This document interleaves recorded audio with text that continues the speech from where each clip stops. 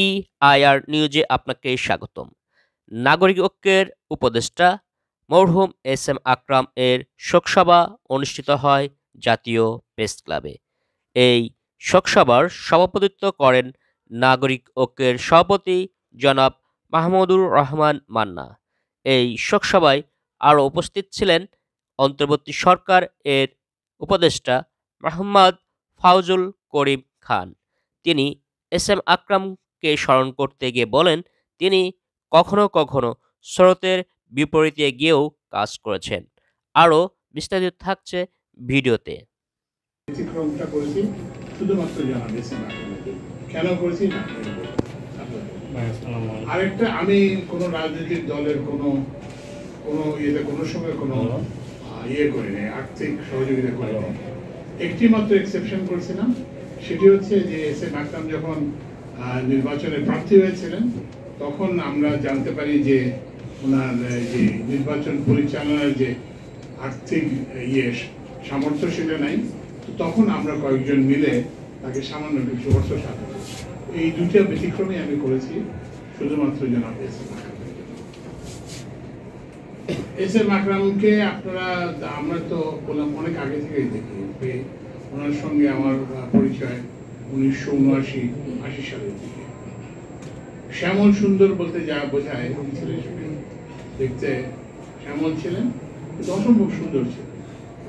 আর যেটা ছিল, ওনার একটা খুব আকর্ষণীয় ব্যক্তিত্ব ছিল, ম্যাগনেটের মতো উনি মানুষকে আকর্ষণ করতেন। আমরা তখন তরুণ অফিসার, আমাদেরকে উনি সেই চুম্বকের মতো আকর্ষণ করতেন। আরেকটা জিনিস যেটা আকরাম স্যার সম্পর্কে যেটা না বললেই নয়, উনি কিন্তু চিরদিনই কিন্তু স্রোতের বিরুদ্ধে চলা মানুষ। স্রোতের বিরুদ্ধে মানে যে সবসময় না, যখনই প্রয়োজন হয়েছে উনি তখনই স্রোতের বিরুদ্ধে চলেছেন। এবং এই যে অজনপ্রিয়, আমরা সাধারণত সবাই একটু জনপ্রিয়তার চেষ্টা করি সরকারি চাকরিতে কিংবা যে কোনো জায়গাতে। আমরা সবার মধ্যে একটা প্রচ্ছন্ন ইচ্ছা থাকে জনপ্রিয়তা লাভের এবং সত্তা জনপ্রিয়তা লাভের। কিন্তু আকরাম স্যারকে দেখছি যে উনি প্রয়োজন বোধে অজনপ্রিয় হওয়ার পথে উনি দ্বিধা করতেন না, এবং উনি ওই যে স্রোতের বিরুদ্ধে চলার ওনার একটা প্রবণতা ছিল। আমার সঙ্গে আমার এরকম অনেক অনেক ঘটনাই আছে। আমি তখন NBR এ চাকরি করি, উনি NBR এর সদস্য, আমি আমাদের আমি তখন ওনার অধীনে প্রথম সচিব। তো একসময় দেখা গেল যে আমাদের প্রকল্পে একটা UNDP-র একটা প্রকল্পে একটা কনসালটেন্ট আছে, সে কোনো কাজকর্ম করে না, সে গল্ফ খেলে বেড়ায়, UNDP-র লোকের সঙ্গে গল্ফ খেলে বেড়ায়, আমাদের অনেক টাকা নিয়ে যায় কিন্তু কোনো কাজ করে না। এবং সে ওই যে অন্য আমাদের সহকর্মীদের NBR এ আরো সিনিয়রদেরকে সে ওই যে মন্ত্র দিয়ে বেশ খুশি রাখছে, সবাই তার উপরে খুশি। তো সে UNDP-তেও লোক তার উপরে খুশি, তার সঙ্গে গল্প। তারপরে আমাদের NBR-ও সবাই তার উপরে খুশি যে সে সবাইকে পানীয় টানীয় সরবরাহ করতে পারে। তো আমি একদিন আকরাম স্যারকে বললাম যে স্যার, এই তো আমাদের কোনো কাজ হচ্ছে না, খামাখা আমরা এই মাসে $15-20,000 করে বলতেছি, এটা তো অপচয়। তাই নাকি? আমি বললাম ভারতীয় কনসালটেন্ট, ওনার নাম ছিল মদন মোহন সেতী। উনি আমাকে বললেন যে ঠিক আছে, তুমি লিখে নিয়ে আসো। আমি লিখে নিয়ে আসলাম যে ওনার এই কাজ ছিল, এটা উনি করেন না, এটা উনি করেন না, এটা উনি করেন না, এটা মোটামুটি কিছুই করেন। তারপর উনি করলেন কি, উনি তো এইটা বাতিল করতে আমাদের ওই আমিনুল হক, উনি তখন অ্যাডভাইজার ছিলেন, ওনার কাছে যেতে হয়েছিল। তো তখন ওনাকে সবাই মিলে চাপ দেয়, NBR থেকে বলে যে না, তাকে রাখতে হবে। তারপরে UNDP থেকে সবাইকে বলে যে রাখতে হবে তাকে। তো উনি সমস্ত চাপ উপেক্ষা করে উনি এটাকে আমরা যে প্রস্তাব করেছি যে তাকে বিরুদ্ধে যেতে UNDP-কে বলা হোক, এবং সেটা আমি এবং উনি সহ যে চৌধুরী আমিনুল হকের সঙ্গে যে আমরা তার 2 দিনের মধ্যে ওই লোকটাকে আমরা বিদায় করে দিই। তো ওনার যে এই ধরনের যে স্রোতের বিরুদ্ধে চলা, এটা আপনারা যারা রাজনৈতিক সহকর্মী তারা তো দেখেছেন, কিন্তু শুধু সেখানে না, যেখানে উনি যেটা বিবেকের কাছে যে দায়বদ্ধতা তার ছিল সেটা অনুযায়ী উনি কাজ করেছেন, জনপ্রিয়তার জন্য উনি কাজ করেন। আর ওনাদেরকে যেটা মনে হয় যে একটা যে ম্যাগনেটিক পার্সোনালিটি ছিল, সেটা একবার আমাদেরকে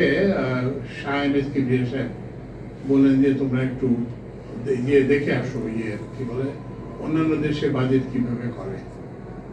তো আমরা ইন্ডিয়াতে গেলাম, পাকিস্তানে গেলাম, শ্রীলঙ্কাতে গেলাম। তো তখন পাকিস্তানের সচিব কি বলে যে অর্থ সচিব আমাদেরকে রাতে খাবারে দাওয়াত করলেন। তো আকরাম সাহেব তার সঙ্গে ওনার সঙ্গে কাজ করেছিলেন। তো আমাকে ভদ্রলোক, ওই যে পাকিস্তানি ভদ্রলোক যার সঙ্গে, পাকিস্তানের সচিব যার সঙ্গে আমার প্রথমবারের মতো দেখা, তিনি বললেন যে ও এক বেহতরিন ইনসান।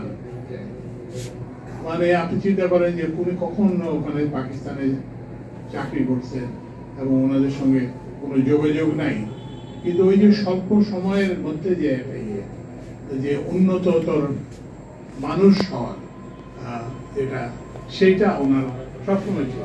এবং সেই পাকিস্তানের শেখ কলিগ আমার মনে হয় তখন 20-30 বছর পরও আমাকে এই কথাটা বলেছে। তার সঙ্গে আমার অসংখ্য স্মৃতি আছে। ছোট্ট আছে, ছোট্ট জানে, ছোট্টকে নিয়ে, বড় ভাই তানভীরকে নিয়ে উনি আমাদের গ্রামের বাড়ি সন্দীপও গেছিলেন। এবং ওনার যেটা বললাম, যেখানেই যেতেন উনি ওখানে ওনার একটা ভক্ত কুল বলে উঠতো। তো ওখানে যারা চেয়ারম্যানরা এরপরে আমি যোগাযোগ রাখি নাই, কিন্তু আকরাম স্যারের সাথে আমার তখন অত আর যোগাযোগ হতো না, কিন্তু ওইসব চেয়ারম্যান যাদেরকে উনি হয়তো একদিন কিংবা 2 দিন কিংবা আধা ঘন্টা দেখেন, তারা তার এত ভক্ত হয়ে যায় যে তাকে ওনার সঙ্গে অসংখ্য স্মৃতি। আমাদের সঙ্গে মাছ ধরতে গেছি, নানান মানে, তো ওই জন্য মানে এরকম একটা মানুষকে হারানো ব্যক্তিগতভাবে বেদনার। তার চেয়ে বড় বেদনার কারণ হলো যে এই ধরনের মানুষেরই রাজনীতিতে উপরে ওঠার কথা, কিন্তু আমাদের যে রাজনৈতিক যে ব্যবস্থা এখানে হচ্ছে কি যে ওই যে যেটা বলে যে ওই আমাদের, আমি ইকোনমিক্সের পড়েছি, জানেন ইকোনমিক্সে একটা তত্ত্ব আছে গ্রেশামস ল, যেটা বলা হয় যে bad money drives good money out of circulation. আমাদের রাজনৈতিক পরিবেশটা এমন হয়ে গেছে যে আমাদের ভালো বাজে রাজনীতিবিদরা কি বলে যে দুর্নীতিপ্রবণ রাজনীতিবিদরা ভালো রাজনীতিবিদদের এর বাইরে ফেলে দেয়। তো এস.এম. আকরাম হচ্ছে তার একটা উজ্জ্বল দৃষ্টান্ত। এবং ওনারা এস.এম. আকরামের মতো মানুষ যদি সরকারের দায়িত্বে আসতেন, মন্ত্রী হতেন, তাহলে কিন্তু রাজনীতিতে একটা গুণগত পরিবর্তন আসতে পারত। এবং আমরা আজকে যে একটা খাদের মধ্যে পড়ে গেছি, অর্থনৈতিকভাবে বলেন, রাজনৈতিকভাবে বলেন, সামাজিকভাবে বলেন, সেই খাদে হয়তো আমরা পড়তাম না, অথবা খাদের কিনারে হয়তো মানে খাদ থেকে হয়তো ওঠার একটা দিক নির্দেশনা পেতাম। তা আমি আর আমার বক্তব্য দীর্ঘায়িত করতে চাই না। আজকে জানেন আপনারা সচিবালয়ে একটা অগ্নিকাণ্ড হয়েছে, তো আমি অফিস থেকে যেগুলো দেখতে হবে, ওই বিল্ডিং আমাদের সড়কের একটা অফিস আছে, সেগুলো দেখতে যাব। তো আমি এবং উনি পারিবারিকভাবে আমরা অত্যন্ত কষ্ট ছিলেন। এবং ওই যে স্ত্রী ডক্টর ফাতেহা আকরাম আমাদের অত্যন্ত ঘনিষ্ঠ ছিলেন। আমাদেরকে মানে তার কাছ থেকে আকরাম স্যার এবং ভাবির কাছ থেকে আমরা ঘনিষ্ঠ সহকর্মী হওয়ার সত্ত্বেও প্রকৃতপক্ষে আমরা ভাই এবং আমার স্ত্রী, ঘনিষ্ঠ ভাই কিংবা সন্তান, অনেক ক্ষেত্রে সন্তানের মতো দেহ পেয়েছি। তো আমি আর কথা না বাড়িয়ে আমি মরহুম এস.এম. আকরামের আত্মার মাগফিরাত কামনা করি। আল্লাহ তাকে তার মানবিক যেসব দোষ ত্রুটি হয়, স্খলন হয়, সেগুলোর জন্য আল্লাহ তাকে ক্ষমা করবেন এবং তার অসংখ্য জানা, আমি নিজেই অসংখ্য ভালো কাজের কথা জানি। আল্লাহ সেই কাজগুলোকে বড় করে দেখে আল্লাহ তাকে বেহেশত নসিব করবেন।